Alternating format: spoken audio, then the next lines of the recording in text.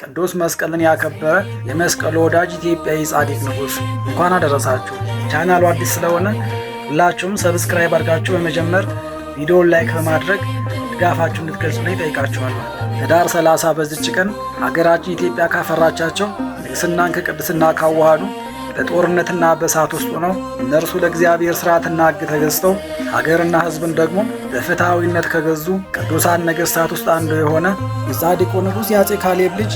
ገና በወጣትነቱ ንጉሥ አባቱ ከናግራን ጦርነት መልስ ምናኔን በመምረጡ ምክንያት 515 ዓመተ ምህረት በአክሱም የነገሰ በጾምና በጸሎት ተወስኖ ፍትሕ ርትዕ ሳያጓድል ድሃን ሳይበድል በቅድስና የኖረ በሹመቱ ዘመንም የቅዱስ መስቀል በዓል በአደባባይ እንዲከበርና ለዓለም እንዲታወቅ እንዲሁም ታቦተ እግዚአብሔር በዑደት በንግስ እንዲከበር ያደረገ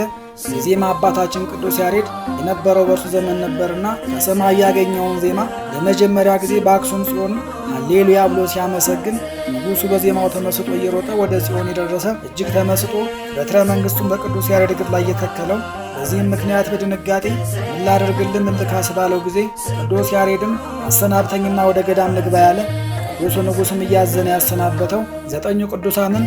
ቅዱስ ወንጌልን እንዲያስተምሩ ቅዱሳት መጻሕፍትን እንዲተረጉሙ ገዳማዊ ሕይወት እንዲያስፋፉ ትልቅ አስተዋጽኦ ያበረከቱ በተለይም ከአባ ጴንጤሊዮንና ከአባ ሊቃኖስ ጋር ትልቅ ቅርበት የነበራቸውና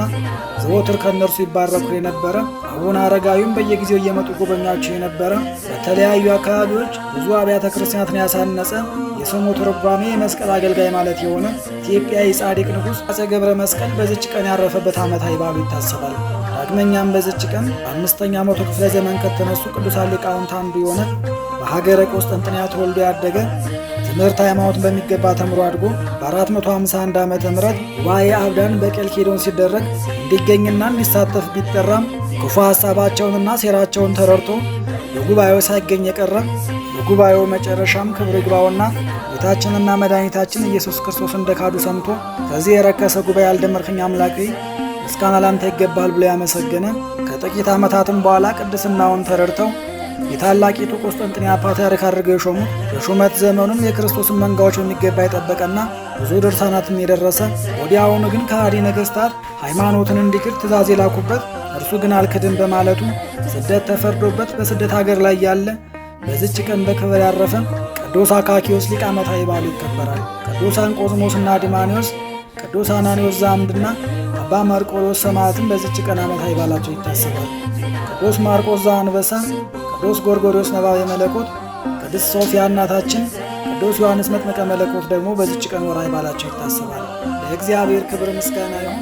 እኛም ቅዱሳኑን አክብረን በስማቸው ምግባር ትሩፋት ፈጽመን በረከታቸውን እንድንሳተፍ አምላከ ቅዱሳን